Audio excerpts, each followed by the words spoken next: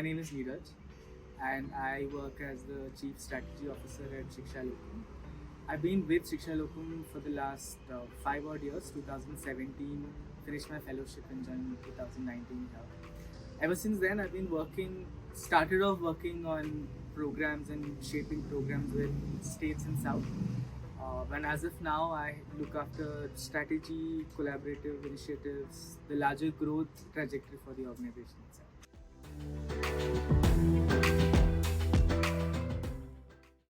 I come from an engineering background, so 2013 to 17 when I did my bachelor's here in Bangalore. I think I was in a very thriving environment. I had a lot of people from Teach for India as a background. Wasn't very keen on engineering and taking a job in engineering, but I also realized the potential a school had as a very creative environment, and I think that was it. I think later in my engineering times, I just happened to bump into Teach for India, and then the idea of seeing a school, an idea of being in a school, and seeing that as a place of growth for myself, I think that was really exciting. And I think second, definitely the power of leadership. I think for the longest time, I've always seen what leaders can do, and that as the primary role that is needed on earth of sorts. And seeing that kind of come together, and that kind of led me to Teach for India and eventually education.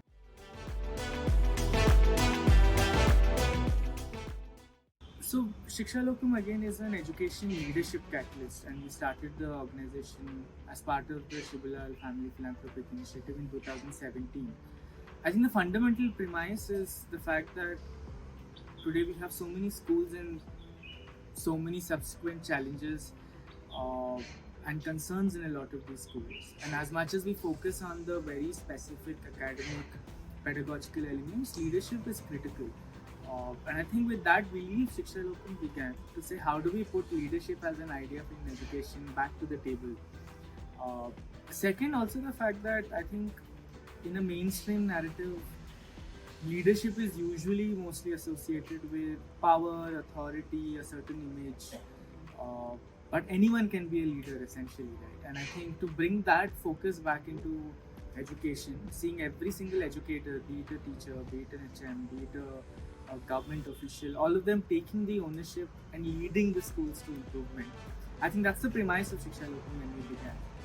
And I think the primary challenge is definitely about weaving really tangible and impactful collaborative projects. Right? The ability to weave people together and see large-scale impact really happen. I think that definitely is more than a challenge, an aspiration for us as we go ahead. Second, I think education leadership as a theme is still not one of the most talked about focus areas in education and in mainstream social impact. A lot of focus is still on teacher capacity building, content and solutions for children. Bringing the mainstream narrative back to education leadership, I think continues to be a big focus area for us.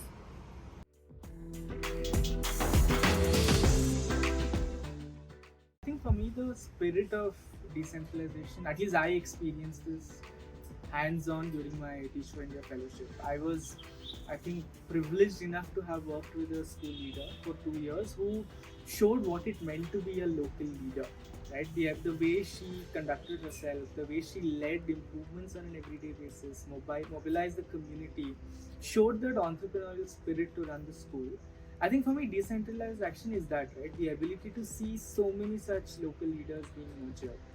And that's essentially where I also see the idea of collective action really coming. The fact that here is an opportunity for us, all of us, to come together and support and enrich a lot of these local leaders itself. I think for me that's the connect I see, the ability to look at local leaders as the lever of change and a sense of the spirit of collective action to nurture a lot of these leaders itself. And I think enabling leadership eventually will bring a lot to one world. I think the power of local wisdom, I think, is far beyond anything that we might build as solutions on that.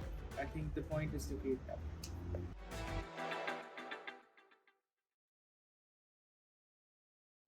Shikshāgraha is an exciting idea. The fact that for the longest time, one of the big realizations for me is the fact that a lot of people outside of education don't really see government schools as a great medium of education, despite the fact that so many of them are doing great work, right? And the second simple element that look at every single local festival or local community event, a school leader, a teacher is not the obvious guest, right? So there's a definite lack of respect that people in public schools, educators in public school, and the system itself has. I think Shikshāgraha that way is a great opportunity to weave a movement that kind of brings back respect to the system and respect to the stakeholders within the system. And and the fact that it is being done together with so many diverse set of actors. We're talking about government, we're talking about non-profits, we're talking about every single other potential stakeholder in the process. So the idea of getting so many of these efforts together and weaving a much bigger, larger narrative, I think it's very exciting to see how it can shape up in the next few years, and I'm excited to be kind of part of it.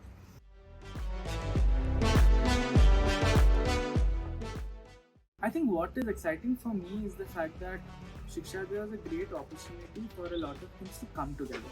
Over the years, a lot of us have worked on building technology, designing programs with states and center. So a lot has already been done, but there's a sense of them not being rooted. So I think what Shikshāgraha will do is to bring all of these great stepping stones together, but really base it on hyper-localized partnerships. When I say hyper-localized partnerships, I'm talking about even in the smallest of units, talk about block, talk about the district, the local organizations and the system coming together to work on improvement programs, right? Today, I feel like a lot of organizations struggle to understand how to scale, struggle to understand how to work with the system. But here is a way of kind of bringing all those puzzle pieces together and seeing that big picture and seeing what it can do, let's say 2 years, 3 years from now, I think is really something that I look into.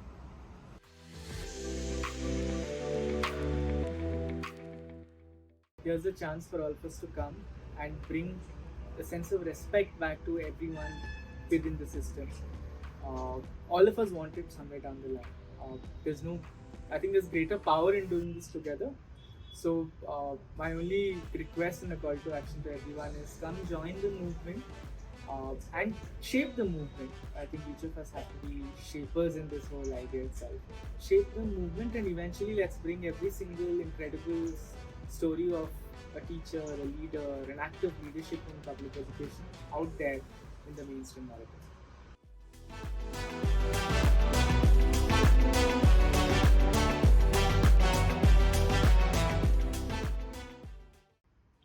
Satyagraha as a movement,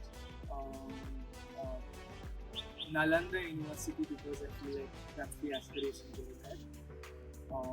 Third, I think my school leader. What I saw him comes to my mind when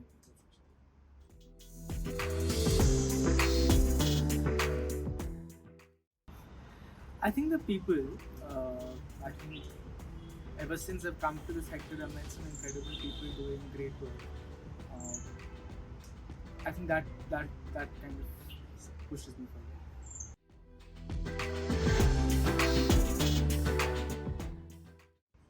Leadership is the ability to take decisions, take challenges in your hands and solve it, and continuously improve on an everyday basis.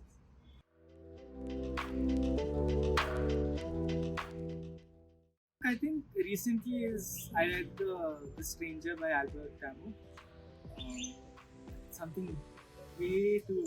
I'm still comprehending that book. I think I'm still with that.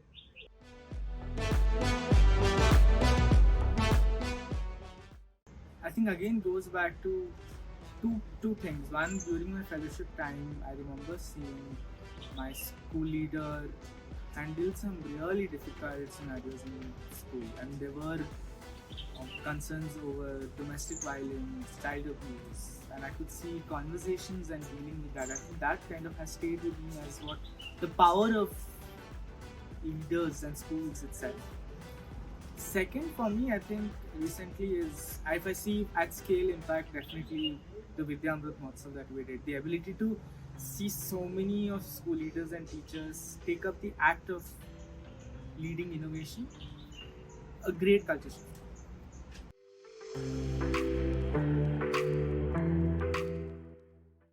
The last Google search was Wimbledon schedule. I was just, for some reason, I was thinking that there's a chance that I might be there, so I just figured that out.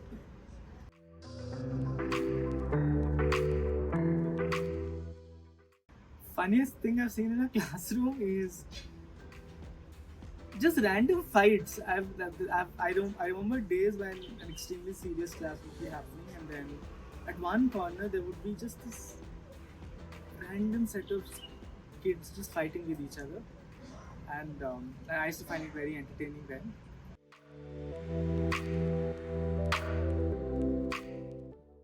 One of my TFI mentors, I think it's the most important thing that I've heard, had once mentioned to me, I think in context of something else, but mentioned that for the larger purpose you might have to do smaller sacrifices.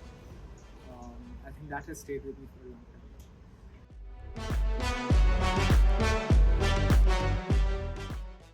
Change making process is incredibly patience driven and slow, and I feel like I'm part of one of this change making process, so I don't see anything to be changed right now, as long as I wish to be continuing to be part of the change making process itself. So I think for me that's the crux.